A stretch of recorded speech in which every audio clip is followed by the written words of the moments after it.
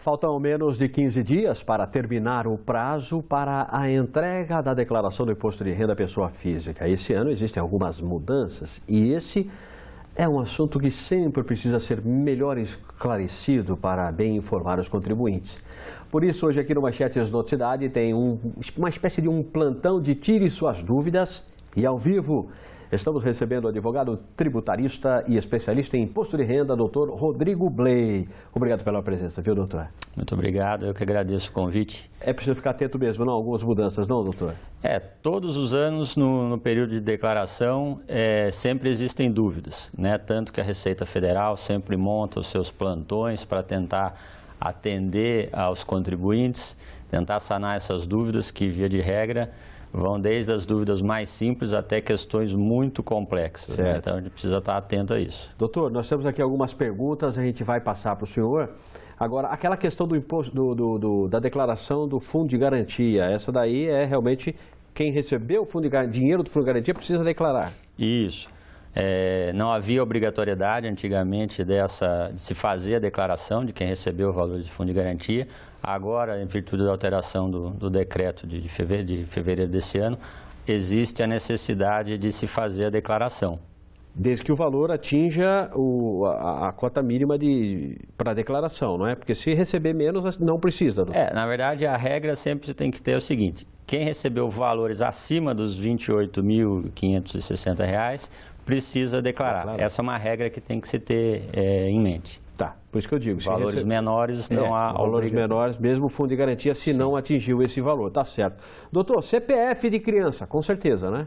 Declarar? Declarar. Não, de dependente. De dependente, precisa. A partir do momento que você tem um dependente, precisa ter uma identificação do dependente, via de regra, pelo CPF. Não, eu digo assim, crianças, por exemplo, a minha filha tem 9 anos, a Pietra, a minha mulher teve que tirar o CPF dela para fazer a declaração. Anteriormente não fazia isso. Isso, exatamente. Aí deu um trabalhinho, mas tudo bem. Temos aqui algumas perguntas, está chegando aqui, doutor, olha.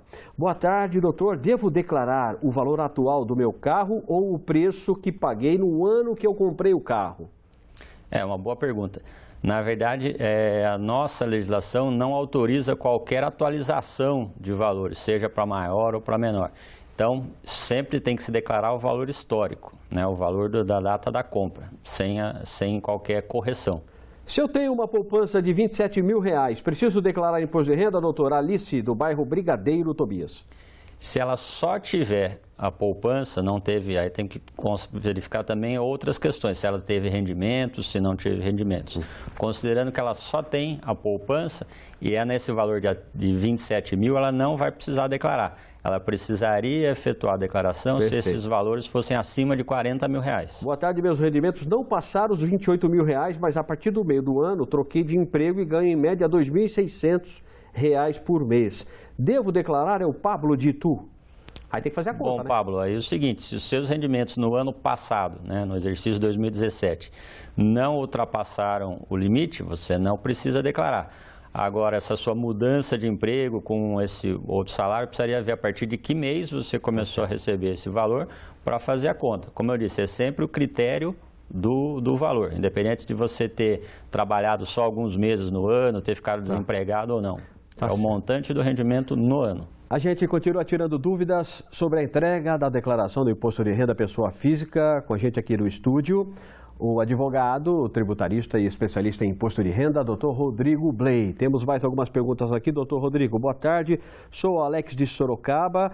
Quem já enviou a declaração, doutor, 2018, portanto já enviou, porém esqueceu de declarar o saque do FGTS inativo, deve necessariamente fazer a declaração retificadora? Obrigado, boa tarde. É o Alex de Sorocaba. Eu acho que qualquer situação, né, doutor? Sim, e aproveitando, como nós temos o prazo até o dia 30, ele não precisa fazer necessariamente uma retificadora. Só reenviar. Entra, retifica essas informações e reenvia. Porque a retificadora teria que ser depois do prazo do dia 30. Então, como ele ainda está dentro desse limite, ele pode fazer. Para qualquer informação que você precise complementar, né, doutor? Não precisa ser só esse caso. Natalice de Souza, Sorocaba, eu sempre fiz a declaração em conjunto com o meu marido e agora gostaria de fazer a declaração individual. Posso fazer? Pode, né? Pode fazer. Aí precisaria ver se ela tem rendimentos a declarar. Sim. E tomar cuidado para que não haja duplicidade de informações. Certo. De que ela e o marido não declarem o mesmo bem ou mesmos dependentes. Doutor, tenho 68 anos e gostaria de saber se tenho que fazer a declaração. Sou aposentado por invalidez e ganhei mais de R$28 mil no ano passado. Heleno, de Sorocaba. Pergunta interessante também. Tem que fazer a declaração. Não existe mais limite de idade, né, para a declaração. E como ele teve rendimentos superiores ao limite, tem que fazer a declaração. Gostaria de saber como deve ser declarado o veículo e o imóvel. Isso deve ser feito uma única vez ou todos os anos os bens devem ser declarados? E com base em qual valor, pelo venal ou pelo valor de mercado? É o Cristiano de Almeida, de Votorantim. Se deve declarar todo ano e se é valor venal ou valor de mercado? Na verdade, sempre o valor de aquisição, né? Não é nem necessariamente o venal nem de mercado, é o valor de aquisição que ele fez na primeira declaração, daí nas próximas declarações ele mantém o mesmo valor que já havia declarado inicialmente. Estou desempregado, vendi uma casa no valor de R$180 mil, doutor, o ano passado. Preciso declarar? Luciano, Jardim São Lourenço. Precisa declarar. Principalmente se teve ganho de capital na venda do lucro imobiliário. Se tem ganho de capital tem que declarar. Tem que informar. Inclusive deveria ter recolhido o imposto referente ao lucro imobiliário. Nossa senhora, quero saber se sou obrigado a informar o valor que recebi do seguro-desemprego 2017. Como faço isso? Antônio de Salto.